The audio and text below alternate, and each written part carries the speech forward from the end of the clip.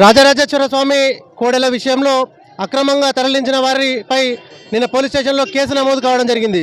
మరి దీనికి ఆ దేవాలయ అధికారులు మరి సమాధానం చెప్పాలి. మేము ఎక్కడ కూడా తప్పు చేయలేదు అని చెప్పినటువంటి దేవాలయ అధికారులు మరి స్వయాన రాంబాబు అనే వ్యక్తి మరి దేవాలయం నుండి కోడలు తెచ్చుకొని మరి అమ్ముకున్నా అని చెప్పడం జరిగింది. దీనిపై మరి వెంటనే ఈవో గారు రాజీనామా చేయాలి. మరి కాంగ్రెస్ ప్రభుత్వానికి చిత్తశుద్ధి ఉన్నట్టయితే మరి దేవాలయాన్ని రక్షించే వాళ్ళ క్రమశిక్షణ ఉన్నట్టయితే మరి వెంటనే దేవాదాయ శాఖ మంత్రిని బర్తరఫ్ చేయాలి. దీనిపై పూర్తి విచారణ జరపాలని చెప్పి స్వామివారికి క్షమాపణలు చెప్పాలని చెప్పి భారతీయ జనతా పార్టీ పక్షాన మేము డిమాండ్ చేస్తూ ఉన్నాము. విషయంలో మరి మొన్నటి రోజున ఈవో గారు మాకు ఎటువంటి సంబంధం లేదు, మేము ఎవరికి ఇవ్వలేదని చెప్పారు.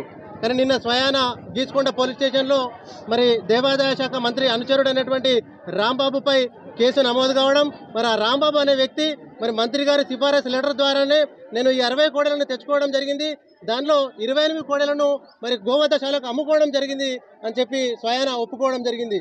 మరి దీనిపై ప్రభుత్వం సమాధానం చెప్పాలి.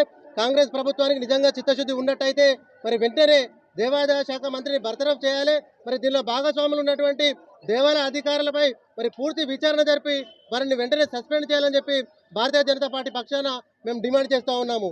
మరి మొన్న చూసుకున్నట్టయితే మరి దేవాదాయ శాఖ మంత్రి గారు మీడియాలో నాకు ఎలాంటి సంబంధం లేదని చెప్పి చెప్పడం జరిగింది. మరి ఇప్పుడేం సమాధానం చెప్తారని చెప్పి భారతీయ జనతా పార్టీ పక్షాన మేము మిమ్మల్ని అడుగుతా ఉన్నాము. మీరు స్వామివారికి చెడకోపం పెట్టే ప్రయత్నం, స్వామివారి కోడల్ని అమ్ముకునే ప్రయత్నం, స్వామివారి భక్తుల్ని మోసం చేసే ప్రయత్నం చేస్తూ ఉన్నారు కనుక ఇకనైనా మీ పద్ధతి మార్చుకోండి. దేవాలయాలను అడ్డం పెట్టుకొని అక్రమంగా సంపాదించుకునే పద్ధతిని మానుకోండి అని చెప్పి భారతీయ జనతా పార్టీ పక్షాన మిమ్మల్ని తీవ్రంగా హెచ్చరిస్తూ స్వామివారికి క్షమాపణలు చెప్పి మరి వెంటనే మీరు మీ మంత్రివర్గం నుండి మీరు వైదొలగాలని చెప్పి మర్యాదగా వైదొలగాలని చెప్పి కూడా మేము డిమాండ్ చేస్తూ ఉన్నాము. భారత్ మాతాకి జై.